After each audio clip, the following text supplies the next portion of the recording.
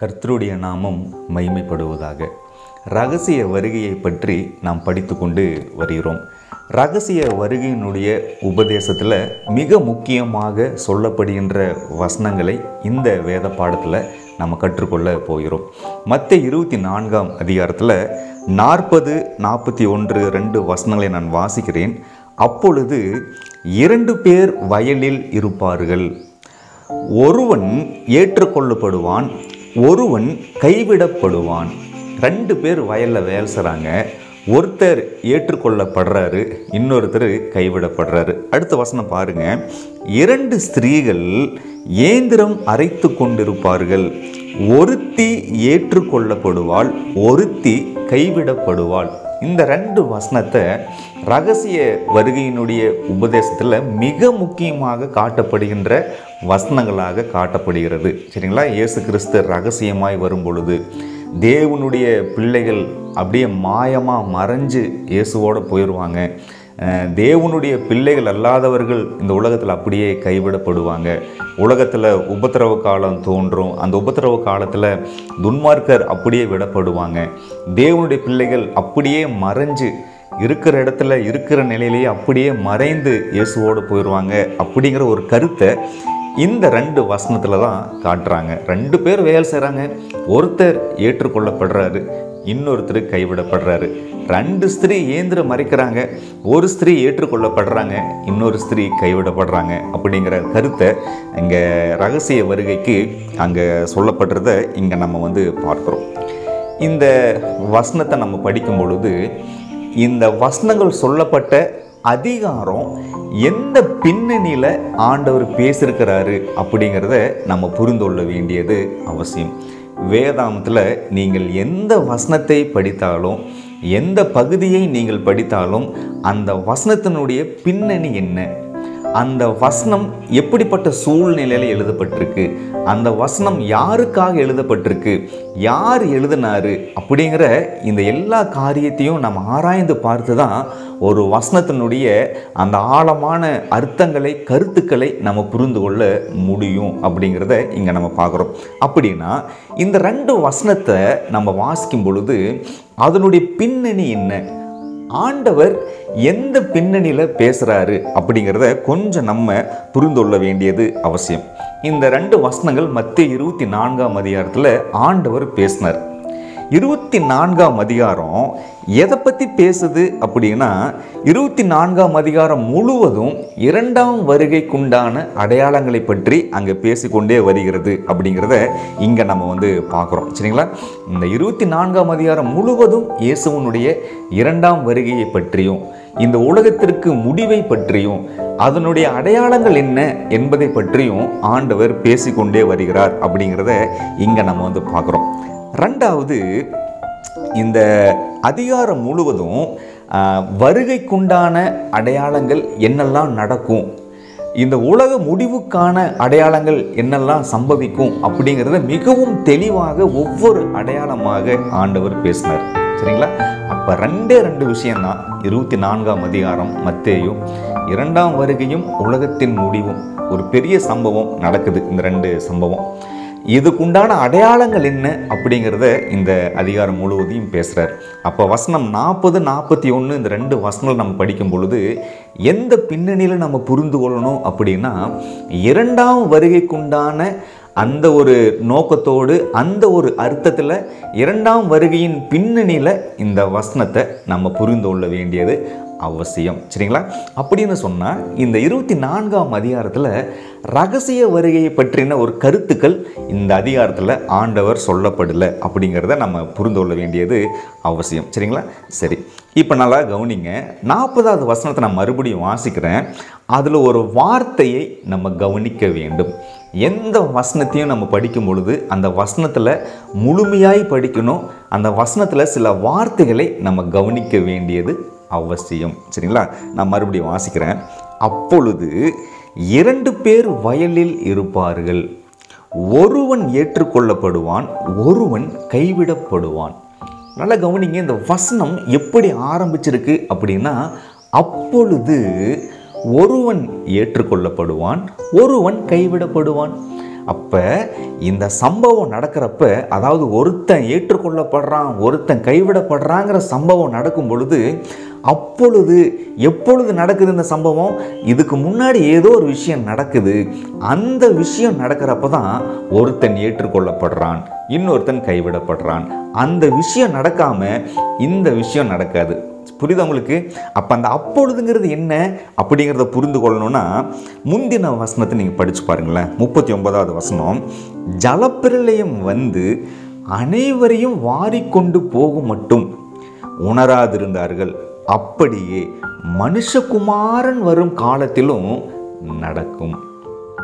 பாருங்க, 24ஆம் அதிகாரத்தில் வருகைக்குண்டான 2ஆம் வருகைக்குண்டான ஒவ்வொரு அடையாளத்தையும் பேசிட்டே வந்தார். நோவாவுனுடைய சம்பவத்தை ஒரு அடையாளமாக வைக்கிறார். முதல் உலக அழிவில் எப்படி நோவாவின் காலத்தின் ஜனங்கள் உணராமல் இருந்தாங்களோ, அழிஞ்சு போனாங்களோ அப்படின்னு சொல்லிட்டு அந்த 39வது வசனத்தில் எப்படி முடிக்கிறார் அப்படின்னா, மனுஷகுமாரன் வரும் காலத்திலும் நடக்கும்.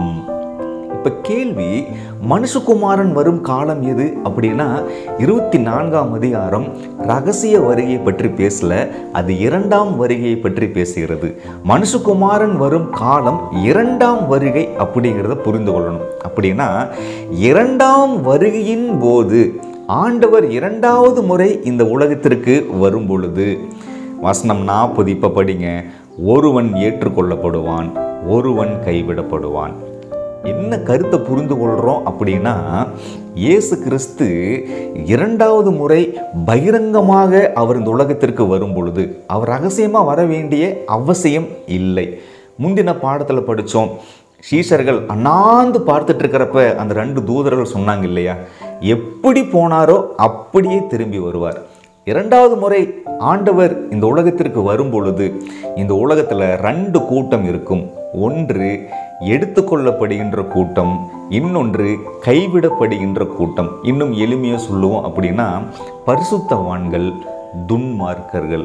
இன்னும் எளிமையாக சொல்லுவோம் அப்படின்னா தேவனுடைய பிள்ளைகள், உலகத்தின் பிள்ளைகள். யார் பரலோகம் போவாங்க? தேவனுடைய பிள்ளைகள் தான் பரலோகத்துக்கு போவாங்க. யார் போக மாட்டாங்க? இந்த உலகத்தின் பிள்ளைகள் போகவே மாட்டாங்க. பரிசுத்தவான்கள் தான் போக முடியுமே ஒழிய பாவிகள் போக முடியாது. வசனம் 42 கூட வாசிங்களேன். உங்கள் ஆண்டவர் இன்ன நாளிலே வருவார் என்று நீங்கள் அறியாதிருக்கிறபடியினால் விழித்திருங்கள்.